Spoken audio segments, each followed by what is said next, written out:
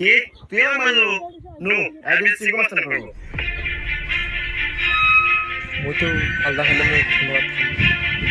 Singo master ওয়ালা একটা কথা আছে আর বিচার দেন এই আমি সিঙ্গো মাস্টার এই এলাকার যত সমস্যা সঠিক সমাধান আমি নিজে দেই নয় আমার একটা থাপড় খাবো আর এক থাপড়ের মধ্যে 10টা জন মেরে দেবো সিঙ্গো মাস্টার আমার কাছে তো কোনো টাকা পয়সা নাই হিসাব চলে এখানে মার একটা থাপড় মই গরম ঠিক হয়নি আমার মোগলা ঠান্ডা ঠান্ডা